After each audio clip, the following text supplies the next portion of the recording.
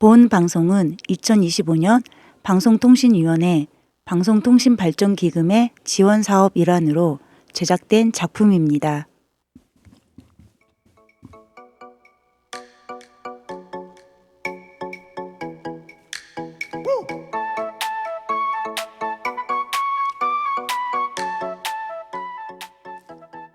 소소한 이야기지만 그냥 지나칠 수 없는 우리들의 이야기를 담담하게 곱씹어보는 소중한 담화 시간.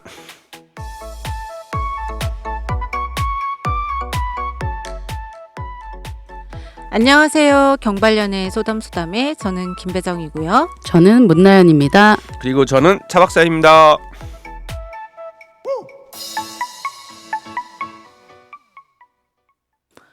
여러분들 혹시 한국 영화 써니를 기억하시나요? 지난 2011년도에 개봉한 영화인데 당시 중년이 된 5명의 친구들이 1980년대 그 당시 출산 구호가 하나만 낳아 잘 키우자였던 때였습니다. 그 시절에 그 여고생들의 우정을 이제 회상하는 영화였는데요. 이 영화에서 주인공들이 이런 말을 합니다. 미래에는 걸어 다니면서 전화 통화를 하고 물도 사 먹는데 라고 말이죠. 그 당시에는 말도 안 되는 말이라고 할 수 있었지만 45년이 지난 지금은 너무나 당연하고 자연스러운 일이 되어버렸죠. 그렇다면 앞으로 여름 휴가를 우주로 떠나고 사람이 아닌 로봇과 사랑에 빠지고 결혼하는 날도 얼마 남지 않았겠죠? 때로는 급변하는 이 시대가 조금은 두려워지는 요즘, 여러분들은 어떻게 살아가고 계신가요? 경발년의 소담소담 노래 한 곡 듣고 시작하겠습니다. 조용필이 부릅니다. 바운스. 앞서 말씀드렸듯이 1980년대에는 생각지 못했던 상황들이 이제 우리 시대에서 이루어지고 있습니다. 걸어다니면서 전화를 하고 물을 사 먹는 시대가 1980년대는 굉장히 생각하지 못했던 그런 상황들이었죠. 근데 지금은 우리가 당연하게 하고 있는데 여러분들은 이 시대에 이런 건 정말 적응이 안 된다라고 생각하는 거 좀 어떤 것들이 좀 있을까요? 저는 커피값이 지금 라면값보다 비싸잖아요. 네네. 그렇게 커피를 마신다는 것들. 네. 저도 믿기지 않은 것 중에 하나가 이제 금 한 돈이 80만 원이 넘었다는 아. 뉴스를 얼마 전에 들었는데, 네. 야, 금값이 그렇게 많이? 내가 한 20년 전에 한 돈에 4만 5천 원이었거든요.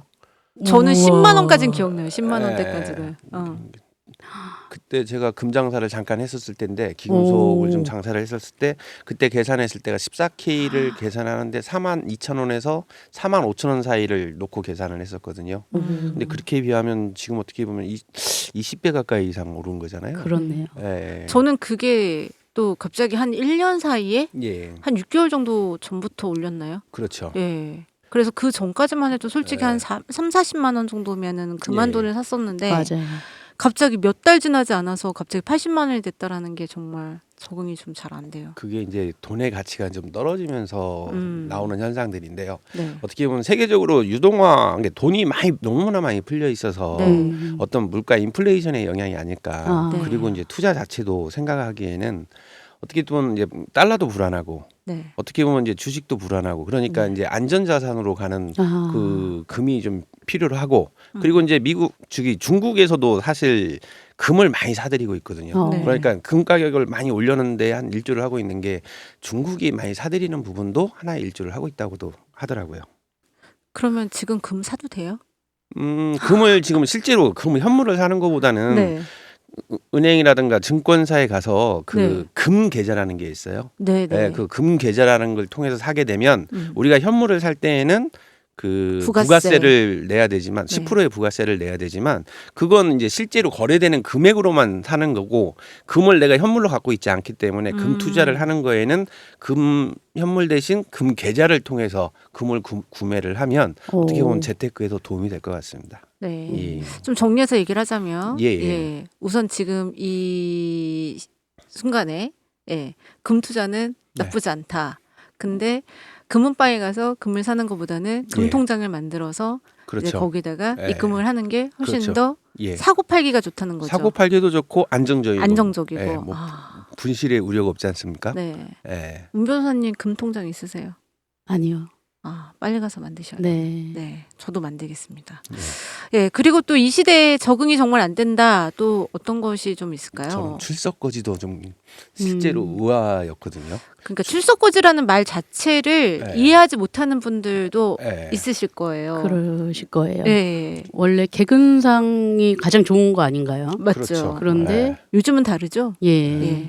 우리 때는 내가 12년 개근을 해서 그렇게 출석을 하면 거지라는 단어가 예, 붙는 것 자체가 그러니까. 지금 적응이 안 되고 예. 제가 아들한테 그 얘기를 듣고 깜짝 놀랐습니다. 그러게. 지금 우리 아들이 고등학교 1학년인데 아들내미가 한 번도 결석을 안 했어요. 네. 예, 해외여행도 안 가고 뭐 이러다 보니까 어, 나만 출석거지라고 얘기를 하는데 처음에 이 출석거지가 뭔가 그게 했었는데 참 아들한테 미안하기도 하고 네. 좀 안타깝기도 하고 그러니까 그러더라고요. 요즘에는 예. 그 지금 고등학생이라고 하셨잖아요. 예. 초등학생들 사이에서 출석거지라는 말이 더 많아요. 그러니까 어. 엄마들이 그러니까 예. 저희 아이가 지금 초등학교 4학년인데 예. 엄마 나 매일같이 출석하는 거 사람들이 예. 너네 집 못 사니 막 그렇게 물어본대. 예. 그 얘기를 하는데 아 그렇구나. 그런 이 시대가 현실이구나. 그렇구나. 예. 그렇죠. 요즘 해외여행들을 또 많이 가니까 또 애들끼리 또 어떤 커뮤니케이션 이런 걸 보면 네. 자기들 각자 위치들이 뜨는데 방학에 보면 네. 친구들이 해외에 많이 나가들이 있더라고요. 네. 그러니까 자기만 이게 학원에 박혀 있고 네. 집에 박혀 있고 그러는 거에 대해서 참 아빠한테 와서 하소연을 하는데 좀 안타깝기도 합니다. 한번 한번 데리고 한번 데리고 나가도 나가야 될 없어요. 것 같아요. 네. 네, 조만간에 뭐 수능이나 끝나고 수능 끝나고. 예. 네. 그런가 하면 이제 또 살다 보니 이런 건 좀 적응이 되더라 하는 것들도 있어요. 네. 그렇죠. 좀 더 편해진 것들과 네.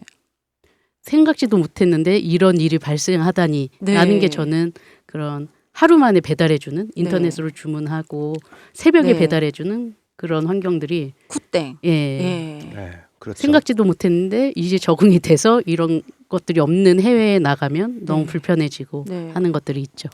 굿땡은 정말 혁신적인 것 같아요. 예.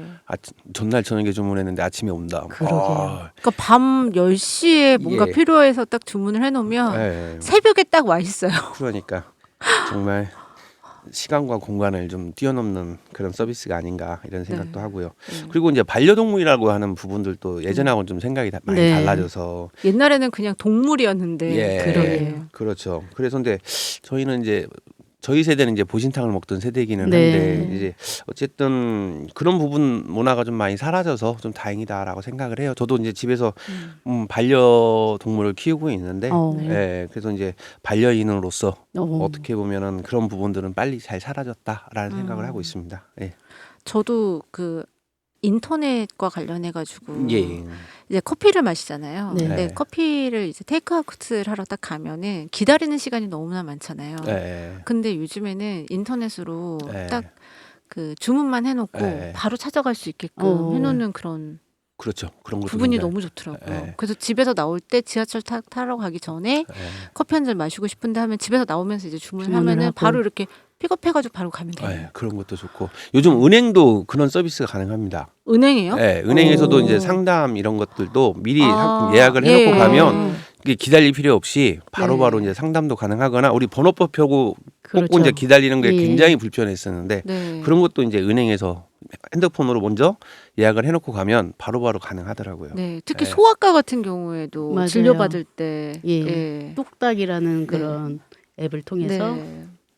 그거는 저를 쳐다보실 이유는 없으실 것 같은데 그거는 국가에서 많이 네. 널리 홍보하는 네, 거여서 네. 예. 예, 맞아요. 뭐 요즘은 IT가 많이 개발이 돼서 네. 점점 어떻게 보면 뚝딱이 편해지고 있는 것 같습니다. 아니구나. 네. 똑딱. 똑딱. 똑딱. 똑딱. 예. 네. 똑딱이라는 어플을 활용을 예. 하시면 병원에 네. 가는 게 편해집니다. 네. 예. 왜냐면 요즘에도 감기 걸리는 아이들이 굉장히 많은데 네. 가가지고서는 감기가 아닌 질병으로 갔다가 네. 감염돼가지고 감기가 걸리는 경우가 있죠. 경우들이 예. 있어서 그런 것들을 잘 이용하면 좋을 것 같아요. 맞습니다. 예, 이제 경발년의 소담소담 이제 첫 번째 주제를 가지고 이야기를 한번 해볼까 합니다. 결혼을 한 분이라면 공감할 수 있는 이야기를 좀 준비해 봤는데요. 지난달 추석 명절을 보내고 요즘 가정법원을 찾는 분들이 그렇게 많다고 합니다.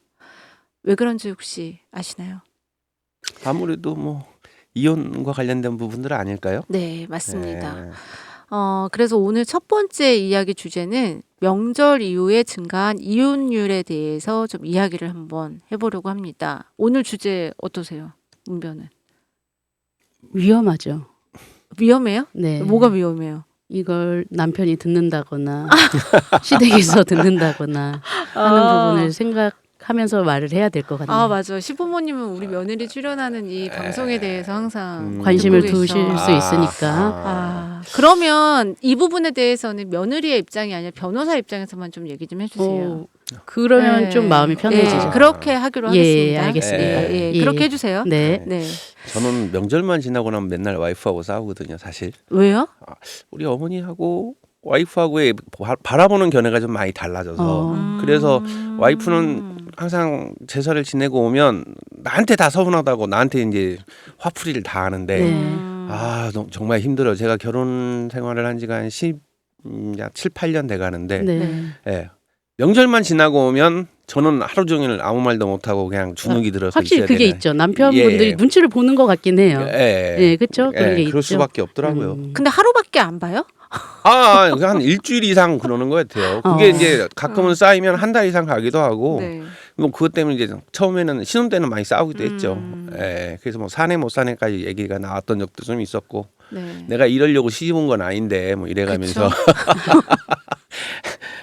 그래서 많이 힘들었습니다. 그래도 지금은 많이 좀 안정이 됐는데, 네. 그래도 얼마 전에 이제 뭐 이런 에피소드를 얘기를 해도 될지는 모르겠지만, 네. 와이프는 이제 제사를 좀 간소화해서 네네. 좀 했으면 좋겠다고 그러고, 네. 어머니는 하던 대로 좀 제대로 좀 했으면 좋겠다라고 하시는데 가운데에서 이제 와이프는 저한테 닥달을 하는 거죠. 좀 간소화할 수 있게끔 예. 어머니한테 얘기를 좀 해라. 네. 근데 저희 입장에서는 어머니가 사시면 또 얼마나 사신다고 어머니 계실 때까지만 어머니의 뜻을 좀 따라줬으면 좋겠다라는 네. 생각을 해서 어머니한테 말씀을 못 드리고 네. 어머니가 요구하는 사항을 와이프는 못 받아들이겠다고 그러는 거고 네. 그러니까 가운데서 이리저리 좀 치이는 경우가 좀 있더라고요. 네. 예. 실제로 이제 명절 끝나고 나면 네. 변호사 사무실을 찾는 분들이 확 늘어요. 많이 늘어요? 네. 얼마나요? 만약 그 전에 명절 전에 네. 뭐 하루에 한두 건의 이혼 상담이 왔다면 네. 확실히 세네 건 정도의 상담이 진행이 되죠. 아, 그렇구나. 그리고 연말 되면 좀 줄고. 네. 저기 제 주변에서도 솔직히 명절 이후에 네. 이혼에 대한 생각을 하면서 이제 가끔 점심 시간에 예. 선배 이거 어떻게 해야 돼요? 라고 이거 그냥 이러고 살아야 돼요라고 얘기하는 후배들이 좀 많아요. 네, 그래서 챗 GPT에게 제가 물어봤습니다. 명절 이후에 이혼율이 왜 증가하는지 말이죠. 네. 그래서 첫 번째로 나온 이야기가 시댁과 처가에서 받은 스트레스의 누적 때문이다라는 이야기가 나왔어요. 명절 기간 동안에 배우자의 가족과 장시간 함께 지내다 보니까 불편한 감정이 폭발한다라는 건데 어떤 경우들이 좀 있을까요? 딱 제 얘기네요. 딱 제 얘기. 아, 제사에 관련된 부분이라든가 음식을 네. 장만하는 거에 대한 트러블 네. 뭐 이런 부분들인 것 같네요. 그리고 또 뭐 예민한 부분에 뭐 임신 소식이라든지 네. 뭐 승진이라든지 네. 그리고 손자들을 보면서 얘가 누굴 닮아서 그렇느냐라는 그 말 한마디에 또 비수가 꽂히는 경우도 있겠죠. 누구 닮았겠어요? 두 사람 중에 하나 닮았겠지. 그래서 물어보시는 거잖아요. 네, 아니면은 그 윗세대를 가가지고 할머니 할아버지 닮거나 네. 엄마 아빠를 닮는 건데 이런 얘기 굉장히 많이 하세요. 맞습니다. 얘는 누구 닮아서 그렇게 네. 산만하니? 뭐 누굴 닮아서 그렇게 공부를 못하니? 잘하니? 네. 우리는 왜 이렇게 공부를 잘하니? 아 뭐. 진짜요? 네, 그런 예. 이야기들 굉장히 많죠. 예, 맞습니다. 예. 그 첫 번째가 이제 시댁과 처가에서 받은 스트레스 누적이었다면 그 두 번째는 가사 노동에 대한 불균형 때문입니다. 대부분의 음식 준비랑 뭐 손님 접대 같은 부담이 특히 아내 쪽에 이렇게 집중되어 있다 보니까 아내들의 불만이 커져서 이런 일이 좀 생기는 것 같은데 차 박사님 명절에 좀 집안일 좀 도와주시는 편이신가요? 네, 저는 열심히 하고 있죠. 심부름을 굉장히 많이 합니다. 아. 오. 명절 때는 뭐 네. 앉아 있을 틈이 없어요. 전도 제가 붙이고요. 아, 진짜요? 예, 전 붙이는 건 이제 제가 선수가 다 됐는데 오. 전 붙이는 건 선수가 됐습니다. 아 정말요? 예. 제사 관련된 전을 다 다 붙이시는 건가요? 그렇죠. 제사된 오. 관련된 뭐 아 준비를 이렇게 해주시면 준비를 해주면 전만 붙이는 거죠. 오. 예. 그래서 그거 이제 아주 그 뒤집고 이렇게 하는 거 굉장히 잘합니다. 아 근데 옆지기가 불만이 많아요? 그런데 또 어쨌든 항상 불만인 것 같아요. 그건 뭐 헤어날 수 없는 불만 아닐까요? 오. 예. 우리 어쨌든. 문 변호사님 그 옆지기는 어떤 분이세요? 좀 도와주세요 명절날 뭐 음식 준비라던가 뭐 손님 접대 같은 걸. 눈치를 보고 있는 것 같아요. 아 도와줘야 되나 말아야 되나? 네. 아 그건 중요하지 않는 것 같아요. 도와주냐 도와주지 않느냐가 제일 중요한 거 아닌가요? 그래도 저는 눈치라도 보고 있어서 다행이다라는 생각을 좀 해요. 아, 나는 설거지도 내가 다 하는데. 우선 설거지는 안 오. 한다는 얘기네요. 예. 시어머님이 계시니까 아 굳이 하지는 그쵸 시댁에서는 아. 그쵸 안 하죠. 남편이 하기가 나도 눈치만 보고 있어야 되겠네 앞으로는. 아니 그렇진 않아요. 하셨던 분들은 쭉 하셔야 된다고 생각합니다. 저희는 설거지는 저희 동생하고 저하고가 이제 전문으로 맡아서 하고 있거든요. 네. 예. 그래도 그 편하게 있는 것보다 네. 안절부절하지 못하는 행동이라도 보여줘야 아, 네. 그렇죠. 와이프 그래야지 좀, 입장에서는 마음이 예, 좀 누그러지고 네. 풀어지는 것 같긴 해요. 아, 네. 이게 시댁 얘기뿐만이 아니라 저는 조금 다른 얘기를 하고 싶은데 이게 남자분들이 이렇게 도와주는 그런 부분에서 저는 이제 친정에 가잖아요. 네. 친정에 네. 가면 오빠가 한 분 계세요. 네. 네, 이 오빠가 장가를 안 가가지고 새언니가 아직 없는데 네. 네. 이 오빠가 자기네 집이고 이제 저도 열심히 일하고 그리고 저희 어머니는 힘드시고 네. 그러면 직접 본인이 설거지 정도는 할 수 있다고 생각을 하잖아요. 집에서 절대 안 해요. 뭐 근데 안 그걸 해요. 네. 어머님이 허락해야 할 수 있는 거 아닌가요? 아니 저희 어머니가 한다고 하면은 얘가 하네 해봐라 그렇게 얘기를 할 것 같은데 집에서 저희 어머니도 시키지 않고 그리고 당연히 저만 하고 하니까 이게 가정 교육의 문제가 좀 있는 것 같아요. 가정 교육에서부터 이 부분은 좀 자꾸 그렇죠. 그렇게 들어가야 돼요. 어렸을 때부터 그래서 버릇해야 되는 된다. 것 같아요. 예. 시켜봐야지. 예, 시켜봐야 되는 것 같아요. 제가 보기엔 이러다가 정말 오빠한테 너무 미안한 일이지만 예. 장가 가면 집에서도 안 할 것만 같은. 네. 근데 장가 가면 하게 돼 있습니다. 뭐 저도 어려서 원래 장손이라 귀하게 컸는데 네. 물 안 먹고 안 맞은지고 오. 컸는데 네. 장가 가고 나니까 사람이 이렇게 변하더라고요. 네. 그래서 저는 솔직히 이 방송하면서 저희 친정 오빠를 딱 예. 생각해 보면 큰일이다. 걱정하지 않으셔도 돼요. 나중에 충분히 저 애처가 되고 공처가 될 겁니다. 생존을 걱정하지 마십시오. 하시려면 예, 생존이 네. 생존 어. 정신이기 때문에 예. 네, 다시 본론으로 좀 들어와서 예. 명절 이후에 이혼율이 증가하는 이유에 대한 얘기 이제 두 가지 얘기를 했는데 그 세 번째는 이제 경제적인 갈등입니다. 저는 이게 가장 크지 않을까라는 생각이 드는데 명절 선물비, 뭐 용돈, 교통비 등으로 인한 지출 문제로 다툼이 생기는 경우가 많다고 해요. 솔직히 부부싸움에서 가장 큰 문제가 되는 부분이 이제 경제적인 게 좀 크잖아요. 그럴 수 그런 있죠. 부분에 대한 예. 영향이 있는 것 같은데 네. 혹시 이런 문제로 뭐 옆집이나 가족에 약간 좀 문제가 갈등이 좀 있었던 경험이 좀 있을까요? 아무래도 좀 서운한 적은 좀 있죠. 있을 수 있죠. 예. 네. 우리 집은 뭐 30만 원 드리고 네. 본인 집은 뭐 한 50만 원 뭐 보낸다고 한다든가 네. 아니면은 우리 집은 어머니가 30만 원을 드리면 애한테 30만 원을 다시 돌려주는데 처갓집은 또 그런 게 없다든가 뭐 맞아요. 이러면 뭔가 그럴 수 이게 있어요. 뭔지 모르게 손해 보는 듯한 느낌? 네. 예, 그런 게 손해 보는 건 아닐 텐데 왜 그런 막연한 손해 보는 듯한 느낌이 드는지 모르겠어요. 제가 좀 속이 좁아서 그런지는 모르겠는데. 아니에요. 그 네. 제 후배도 그런 얘기를 한 적 있었어요. 네. 그러니까 친정에는 친정 부모님 한 분만 계시는 거예요. 어머님만 네, 계시는 네. 거예요. 그리고 시댁에는 어머님, 아버님이 다 계시는 거예요. 예. 그러니까 용돈을 드릴 때 이제 30만 원씩을 드리는데 시댁에는 어머님, 아버님 다 계시니까 60만 원이 나가는데 친정에는 어머님이 계시니까 이 친구는 이제 50만 원을 드리고 싶은데 남편이 하는 얘기가 우리 30씩으로 하기로 했잖아. 아. 근데 참 그거에 대해서 어떻게 생각하세요? 50씩 아니 60씩 해야 되는 게 맞지 않나요? 뭐 이쪽 집안 60, 이쪽 집안 60으로 가야지 한 사람, 두 사람, 세 사람 있다고 해서 30씩에서 90만 나간다는 건 뭔가 불합리하다. 순리에 어긋나는 것 같은 느낌인데. 라는 이야기를 이제 하셔서 다행인데 네.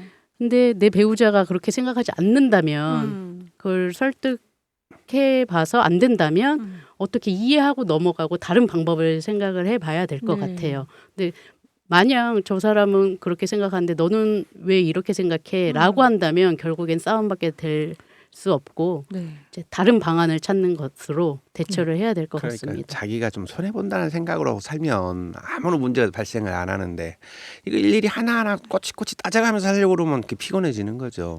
이거는 전형적인 에. 남편들의 발언인데요. 아니 진짜 좀 어떻게 보면 너무 꼬치꼬치 따지려고 하면 세상 순리가 그렇지 않지 않습니까? 가끔은 손해 보기도 하고 가끔은 더 주기도 하고 이렇게 생각을 해야 되는데 너무 그게 꼬치꼬치 따지면 정말 피곤하죠. 남자도 그렇고 여자도 그렇고 안 그럴까요? 근데 역으로 바꿔서 네. 예. 시댁에 시어머님은 혼자 계시고 네. 친정에 이제 여자네 집에 부모님이 두 분 다 계세요. 예. 근데 어쨌든 그냥 경제적인 부분에 대해서 아직까지는 부인이 이제 돈 관리를 많이 하다 보니까 예. 우리 어머님들 우리 부모님한테는 30만 원씩 용돈을 드리자라고 해가지고 친정 부모님 친정 아버님한테는 30만 원씩 줄이고 시부모님한테 30만 드릴게라고 얘기를 한다고 하면 이게 그럴 때는 전략을 잘 짜야죠. 그러니까 어머니 아버지께 계시는 게 아니고 처가에 50, 뭐 친정에 50 이렇게 나눠야죠. 이게 전략에 대한 차이 문제, 아닐까요? 예, 문제 해결에 맞습니다. 대한. 그건 집안마다 다 다를 거예요. 그렇죠. 네, 다를 거예요. 예, 예. 근데 어쨌든 서운해하지 말고 사전에 말로 풀어서 행동하기 협의를 전에 해보고. 예. 행동하기 전에 협의를 끝내야 된다. 네. 맞습니다. 그렇군요.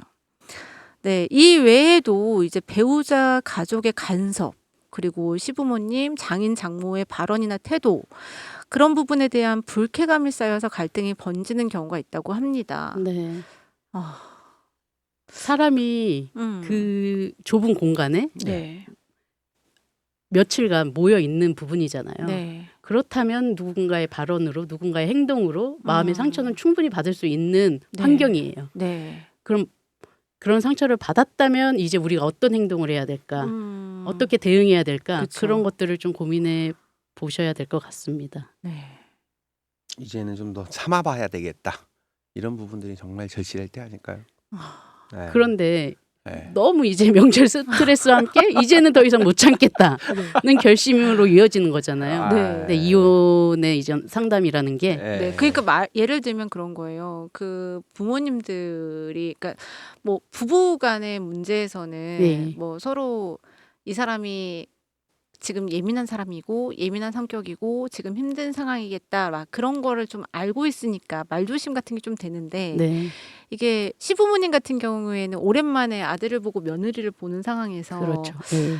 뭔가 좀 이렇게 마음에 안 드는 게 자꾸 쌓이다 보면 말 한마디가 이제 곱게 나가지 않는데, 예, 그런 것들이 이제 어떻게 보면 며느리 입장에서는 또 명절이 굉장히 좀 부담되는 부분들이 있잖아요. 네, 네. 육체적으로도 약간 좀 네. 힘든 부분이 있고, 그런 상황에서 그 부모님의 말 한마디 한마디들이 이제 딱 박히다 보면 이제는 더 이상 못 참겠어 하는 결심으로 이제 이어지는 건데, 이런 이유들이 그 이혼 사유가 될 수 있을까요? 그런 말 한마디. 우선 이혼 사유가 되느냐는 네. 단순히 이제 싸움이 있었다, 감정이 상했다 네. 이런 걸로는 좀 어렵고요. 네. 이제 민법에 보면 네. 이혼 사유를 열거하고 있거든요. 음. 민법 840조에서 그러면 기타 혼인을 계속하기 어려운 중대한 사유로 볼 수 있느냐, 네. 이런 것들을 따져요. 네. 그래서 단순히 싸움이나 감정 부분을 떠나서 네.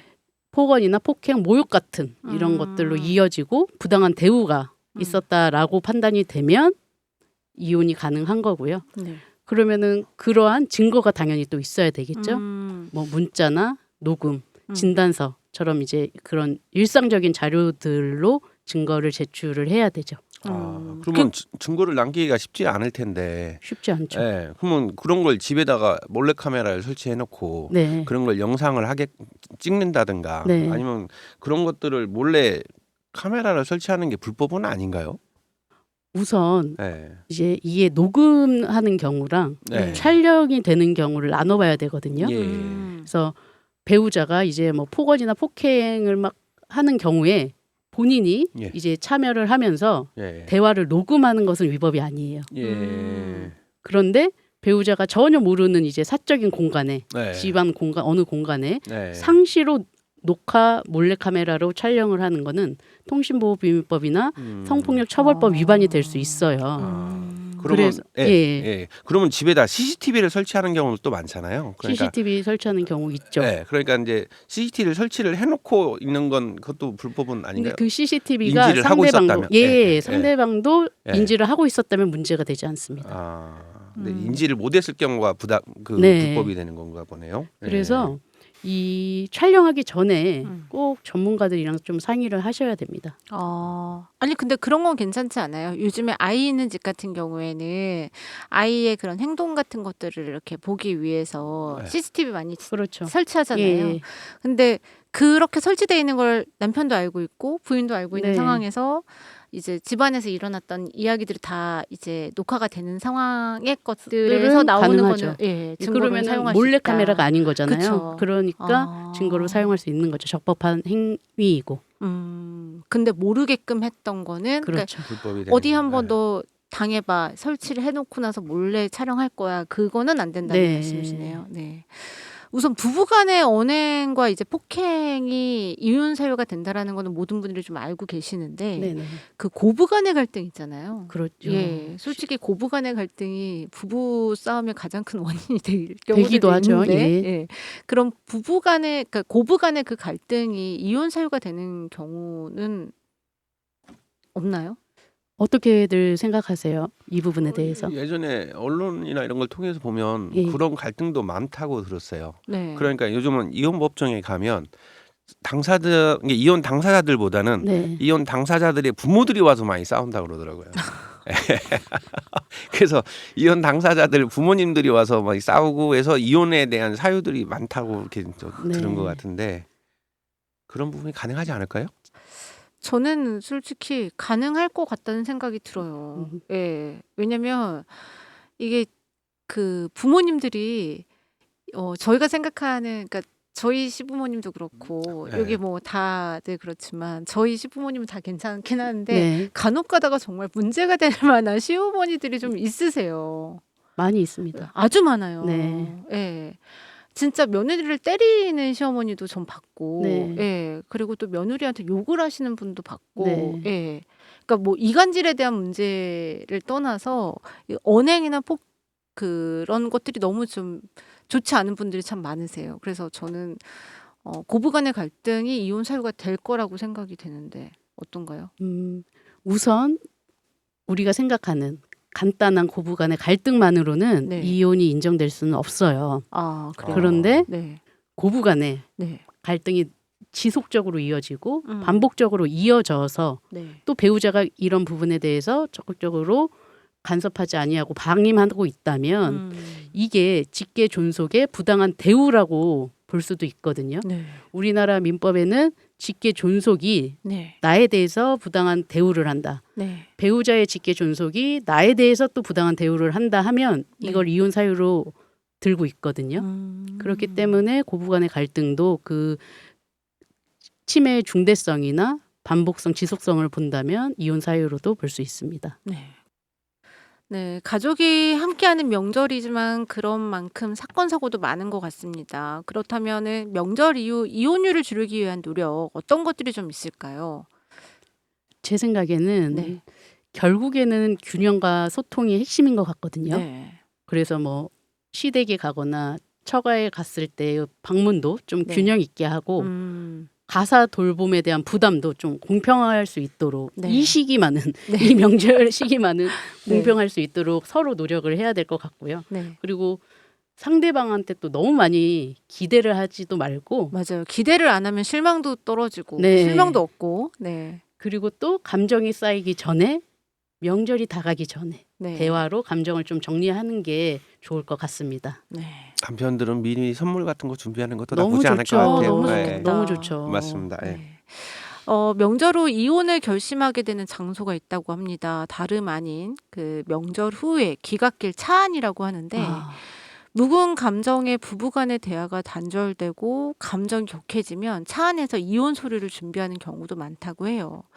명절이 지난 추석만 있는 게 아니죠. 불과 3개월 뒤면 민족 대명절 이제 구정도 다가오는데 이 방송 들으시면서 올 추석 그나마 잘 넘어가서 다행이다라고만 생각하지 마시고 오늘 방송 명절이 다가올 때마다 꼭꼭 기억하셔가지고 네. 다음 명절에는 이혼율이 좀 증가한다는 이런 소식이 안 들렸으면 하는 바람입니다. 그럼 저희는 노래 한 곡 듣고 이야기 이어가도록 하겠습니다. G.O.D가 부릅니다. 촛불 하나. 소소한 이야기지만 그냥 지나칠 수 없는 우리 주변의 이야기를 담담하게 곱씹어보는 경관련의 소담소담. 이번에는 이혼 가정의 양육비 소송 사건에 대해서 좀 이야기해 보려고 합니다. 어떤 사건인지 차 박사님 좀 얘기해 네. 주시죠. 예. 이 사건은 지난 2024년에 있었던 사건인데요. 당시 30대인 남성 K씨는 2009년에 결혼해 남자아이를 뒀으나 그 다음 해에 협의 이혼을 하게 됐다고 합니다. 네. K씨는 친권을 갖고 상대방은 양육비를 매월 30만 원씩 지급하기로 했는데 양육비가 제대로 들어오지 않자 K씨는 아이 엄마에게 장래 양육비로 매달 80만 원을 지급하라는 취지의 양육비 증액을 청구했다고 합니다. 네. 이는 지난 12년간 양육비를 받지 못한 데다 네. 아들이 자라면서 이혼 당시 상정한 양육비로는 아이를 키우기 버거웠기 때문인데요. 법원은 전 배우자에게 양육비로 일시금 3,500만 원을 지급하되 K씨의 과거 양육비와 장래 양육비를 청구하지 않는 것으로 화해 권고 결정을 내렸다고 합니다. 네. 이 사건은 약간 좀 특이한 게 보통은 양육비 청구를 그 엄마 쪽에서 많이 하잖아요. 엄마 네. 쪽에서 아이를 네. 키우니까. 근데 이거는 남자분이 이제 그 아버지가 이제 네. 양육비 청구를 하게 되는 상황인데 처음에는 매월 30만 원씩 지급을 하기로 했던 거예요. 네. 근데 그거를 안 주니까 네. 그 매월 이제 들어가는 돈들도 늘어나고 하니까 80만 원씩 이제 지급해 달라. 네. 그렇게 증액 청구를 했던 거죠. 네. 네. 지금 아이의 친권을 가지고 이제 홀로 아이를 키우는 아버지가 이제 12년간 받지 못했던 양육비를 이제 일시금으로 받게 된 사건인데 최근 남성 양육자가 양육비 신청을 하는 경우가 많이 늘고 있다고 들었습니다. 예, 네. 전통적으로는 양육비 이행 신청자는 여성인데 네. 여성이 압도적으로 많았었거든요. 네. 근데 최근 몇 년간 남성 양육자 비율이 점점 늘고 있다고 네. 보도가 나오고 있습니다. 네. 과거에는 10명 중 1명 정도였는데 최근에는 양육비 소송 중 5명 중 1명이 남성이라고 합니다. 네. 이 수치는 소송을 낸 학부모의 경우인데요. 네. 전체 한부모 가구의 상당수가 양육비를 받지 못하고 있다고 합니다. 네. 예. 양육비 돌려받는 이야기도 저희가 좀 하겠는데 네. 저는 우선은 양육비의 이제 적정 금액에 대한 얘기를 좀 한번 해봤으면 좋겠습니다. 네. 한 가정을 예를 들어서 한번 얘기를 해봤으면 좋겠어요. 그 한 가정을 예를 들어서 비양육자가 양육자에게 줘야 하는 양육비가 어느 정도가 되는지를 좀 저희가 좀 얘기해 보고 싶은데 가정을 한번 예를 들어서 말씀을 드릴게요. 남편은 대기업에 다니고 있고 월급은 실수령액이 450만 원 정도입니다. 그리고 아이는 남자아이이기 때문에 초등학교 또 4학년이에요. 그러다 보니까 이제 축구도 하고 영어 학원도 다니고 수학 학원도 다니고 논술 과외까지 이렇게 받고 있는 상황에서 이제 그 가정이 이혼을 하는 상황에서 양육비를 이제 측정해야 되는 건데 이혼 전에 부인은 이제 전업주부이고 지금 5억 정도 되는 자가 집에서 생활하고 있다고 합니다. 이혼 가정에서 이 엄마가 아이의 친권을 가지고 아이를 양육하게 되는데 1억 정도의 전세금을 받게 된 게 전부인 상황인데 이 상황에서 비양육자는 주양육자에게 얼마의 양육비를 지급하는 게 좋을까요? 우선은 우리 문 변호사님 얘기하기 전에 예. 차 박사님 얼마 정도 제가 주면 볼 좋을 때는 것 한 같아요? 100만 원? 100만 원이요? 예. 450만 원이 실수령액인데요? 예. 100만 원은 줘야 되지 않을까요? 아이한테 들어가는 비용이 아까 100만 원 이나라고요? 450만 원이 수입인데요? 그러니까 양육비를 주는 거지 생활비를 주는 건 아니잖아요. 근데 아이가 축구 학원 다니고 영어 학원 다니고 뭐 온자 있고 밥 먹고 하는데 100만 원이면 충분하지 않을까요? 내 월급을 반절을 뚝 떼어줘야 되는 상황은 아닐 것 같은데. 그런가요? 예, 100만 원도 많다고 생각이 되어지는데요, 제 생각은. 안 그렇습니까? 문 변호사님은 어떻게 되나요? 저는 솔직히 개인적으로 전 100만 원 적다고 생각하거든요. 아 그래요? 이제 450만 원을 받아서 솔직히 예. 일반 가정에서 말이죠. 450만 원 생활비가 들어온다고 하면 정말 한 절반 정도는 아이의 양육비나 생활비나 그런 쪽으로 들어가요. 실제로 부부가 살면서 네. 그 아이한테 들어가는 돈이 네. 절반 이상이 들어가나요? 네. 절반 이상이 들어간다고 생각해. 어떤 부분에서 많이 들어가죠? 학원비만 하더라도 네, 학원비. 봐봐요. 축구반에 다니고 있고 영어학원 다니고 있고 수학학원 다니고 있고 논술학원 다니고 있다고 하면 학원이 4개예요. 네, 예, 그러면 학원비만 해도 돈 100만 원이 들어간다는 얘기거든요. 그렇죠. 예, 그럼 돈 100만 원이 교육비로 들어가고 아이가 이제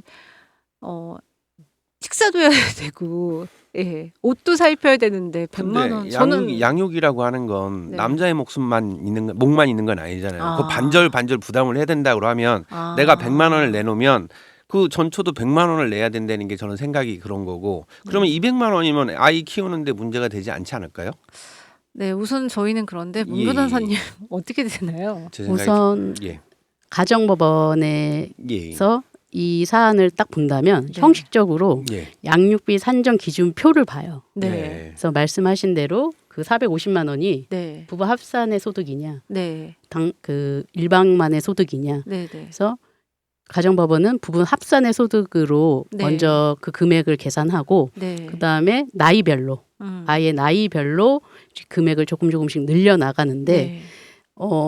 가정법원 표로 본다면 450만 원이고 아이가 10살 정도 되면 네. 116만 원이에요. 116만 원. 네. 100만 원 작다고 생각했어요. 맞아요. 네. 그런데 여기에서 근데 보면 그 116만 원이 남자가 혼자 다 내야 되는 몫이 되는 건가요? 만약에 예. 이전에 예. 그 여성분이 예. 소득이 없었다면 그리고 450만 원이 오로지 남자분의 소득으로만 지금까지 생활해 왔다면 예. 남자 혼자 110만 원인 거예요. 아, 그러면 여자가 이제 또 직장 생활을 해서 수입이 있다라고 하면 네. 어쨌든 그건 공동 부양의 결과인데. 그렇죠. 거기에서 조금 그러면- 달라질 수도 있죠. 예. 달라질 수도 있어요. 그래서 우리가 무조건 이 산정 기준표를 기준으로 하는 것은 아니고 이제 자녀의 연령이나 생활 수준 그리고 거주 환경, 사교육비나 의료비 부담 정도 등을 좀 고려를 해요. 그래서 물론 이제 여기에서 사교육비가 조금 많거나 네. 자녀의 특성상 좀 높다면 그것도 이제 고려를 해서 법원이 판결을 합니다. 네. 그럼 법원에서 이제 판결을 내렸어요. 네. 예, 이 가정 같은 경우에 450만 원의 이제 생활비가 아니 그 수입이 있는 상황에서 이제 115만 원의 이제 네. 양육비를 결정을 해줬는데 네. 이게 살다 보면은 이제 월급이 올라가게 될 수도 있고 그렇죠. 예. 그리고 또 살다 보면은 뭐 사업을 하셨던 분이어서 갑자기 또 사업이 안 돼가지고 네. 예, 문제가 될 수 있는 상황이 발생할 수도 있는데 그렇게 되면 양육비를 이렇게 줄이고 늘릴 수도 있는 부분이 그렇죠. 있나요? 양육비는 이제 언제든 이제 변경 청구가 가능하거든요. 네. 양육비를 부담하는 쪽에서도 자신의 사정을 입증해서 줄여달라라고 네. 할 수 있고 양육비를 받는 쪽에서도 저 사람의 사정을 고려해서 늘려달라 할 수도 있어요. 그래서 우리 이제 민법 837조에 따라서 사정 변경을 이유로 뭐 실직이나 질병, 네. 또 수입의 급감, 그리고 자녀의 커 나감으로 인해서 이제 양육비 변경 청구를 할 수 있습니다. 그럼 만약에 그 남편분이 아 내가 요즘에 상황이 너무 좋지 않아서 양육비를 좀 줄여야 될 것 같다라는 부분에 대한 그 증명을 한다면. 하지 않은 상황이라고 하면 예. 그냥 내가 지금 상황이 좋지 않은데 그렇게 증명하는 거를 좀 늦췄어요. 네. 늦췄으면 그 기간 동안에는 약속했던 그 금액을 금액으로 줘야 줘야 되는 되죠. 거죠. 예. 예, 요즘 양육비 지급 판결이 잘 나오고 있다고 들었는데 이런 예. 판결이 나왔는데도 못 받는 사람들이 많다고 들었어요. 네. 네. 못 받거나 이제 안 주는 분들이 많은 건데요. 이제 실제로 이혼한 부모 중에 10명 중 6명이 네. 제때 못 받는다는 통계가 있습니다. 그래서 이러한 판결 이후에도 양육비를 받지 못하면 이제 양육비 이행관리원을 통해서 이행명령을 신청할 수도 있고요. 네. 이제 법원의 구급 명령을 또 신청을 해서 부과할 수도 있습니다. 네. 아니 만약에 돈이 없어서 양육비를 못 준다고 하면 조금은 좀 이해가 돼요. 네. 그런데 돈이 있는데도 양육비를 안 주는 경우가 또 그렇게 많다고 들었습니다. 네, 상상해도 정말 많습니다. 네. 무직이라서 양육비를 못 준다는 남자가 네. 벤츠를 타고 여자와 함께 백화점에 가서 쇼핑을 하는 경우도 있었고요. 네. 사업이 잘 안 돼서 직원들 월급도 못 준다고 하는 남자가 금목걸이에 금팔찌를 주렁주렁 하고 다니면서 비즈니스 룸에서 다니는 경우도 많았고요. 이런 부모들 어떻게 좀 처벌할 수 있는 방법 없나요? 그래도 최근에 이제 처벌을 좀 강화하고 있거든요. 네. 그래서 양육비를 이제 고의로 주지 않는 거는 네. 우리 단순한 이제 약속 위반은 아니에요. 네. 법적 의무 불이행이어서 법원은 이런 경우에 이행 명령을 내리기도 하고요. 네. 30일 이내에 구치소 구금 명령까지 내리기도 합니다. 아, 그런데도 이제 계속 버티는 경우 있어요. 네. 이런 경우에는 이제 벌금형으로 1,000만 원 이하 네. 또 징역으로 1년 이하까지 처벌을 받을 수 있습니다. 근데 솔직히 그 주 양육자의 입장에서는 네. 상대 부모가 솔직히 처벌을 받기보다는 그 사람에게 이제 양육비를 받고 싶은 거거든요. 그것만 받으면 아무 문제 없는 경우들이 굉장히 그렇죠. 많거든요. 예. 예. 그렇다면 법적으로 그 상대 부모가 양육비를 지급할 수 있는 여력이 있는지 없는지 네. 좀 확인할 수 있는 그런 방법은 없나요? 그 법적으로 이제 상대방이 실제로 양육비를 지급할 수 있는지 확인하려면 네. 법원에 재산 명시 신청을 할 수 있어요. 아, 그 양육비를 주지 않는다 조세요라는 그런 소송을 하기 전에도 네. 재산 명시 신청을 할 수가 있어요. 네. 오. 그러면 신청이 접수되면 네. 상대방은 이제 본인 소유의 부동산이나 네. 통장, 자동차 그런 모든 재산 내역을 법원에 제출해야 되거든요. 그런데 여기에서 일부 누락하는 경우들이 많아요. 그렇죠. 예. 그러면 법원에 이제 재산 조회 신청을 할 수 있거든요. 네. 그러면 법원에서 각 공공기관에 이 사람의 은행 계좌, 부동산, 주식 다 조회해서 결과 가져와라 하는 거예요. 그러면 이거는 제3의 기관들이 모두 다 이 사람의 재산 내역을 내는 거니까 믿을 수 있죠. 아, 그러면서- 그러면은 제가 만약에 예를 들어서 양육비와 관련해서 이 사람이 돈이 있는지 없는지를 확인하는 그 순간에 네. 그 재산 명시 신청을 하고 재산 조회를 하는 그런 과정에 예. 그 상대 부모가 그러니까 양육자가 양육자가 예, 재산을 빼돌릴 수도 있는 거 아닌가요? 그런 그럴 수 경우는 있죠. 없나요? 예. 예. 그 실제로 이제 상대방이 재산을 좀 은닉하거나 명의 이전을 시도할 수 있기 때문에 명시 신청과 동시에 가압류나 가처분을 병행하는 것이 안전적입니다. 그런데 좀 시간이 좀 걸리죠. 그렇죠. 네.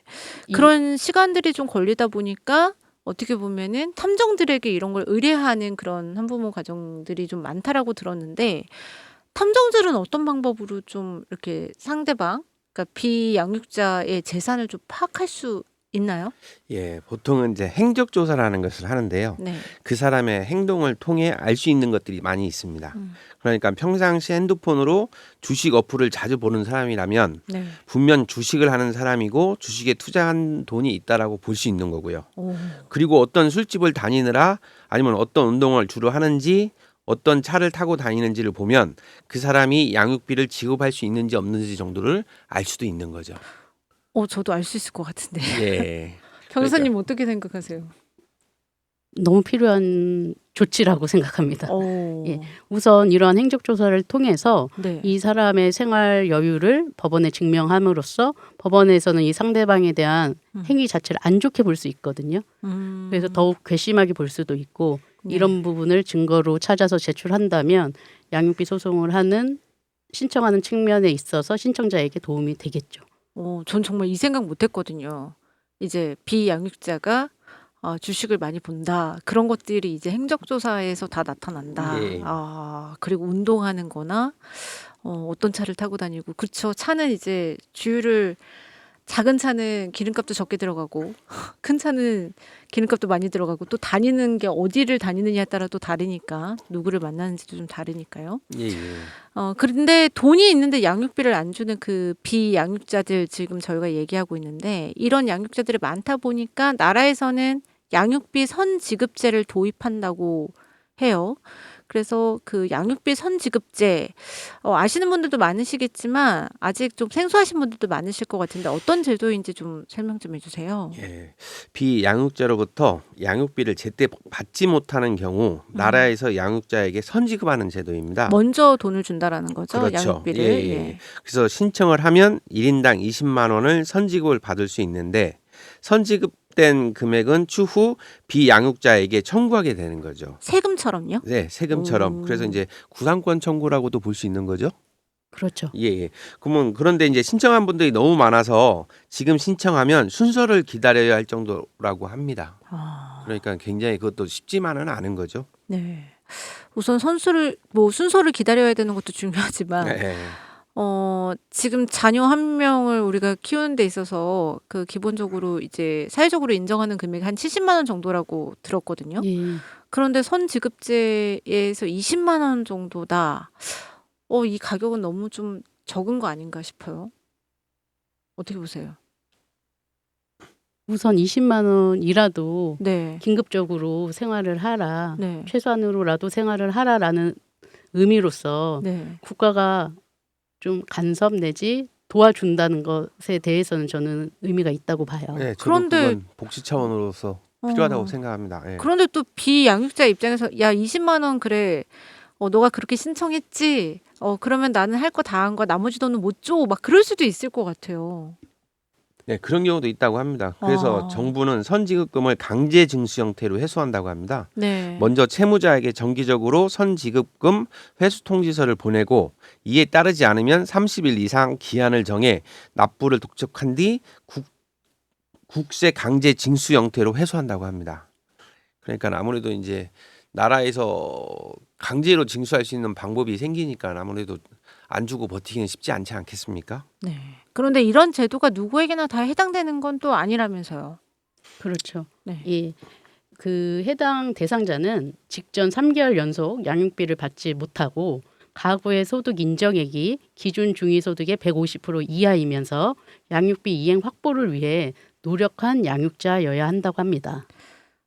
어떤 노력을 해야 되는 건지 잘 모르겠습니다. 그 매달 양육비를 달라고 독촉한 뭐 이력, 뭐 증거, 그 문자 증거 같은 거, 뭐 그런 것들이 좀 도움이 되는 건가요, 변호사님? 그렇죠. 그 어떠한 주장을 할 때는 무조건 증거가 있어야 되긴 하거든요. 네. 그랬을 때 내가 이 상대방에게 얼마나 연락을 하고 그리고 그 비용에 대해서 청구를 하고 우리가 양육비 지급 청구에 있어서 이게 권리지만 권리로 행사하지 않고 네.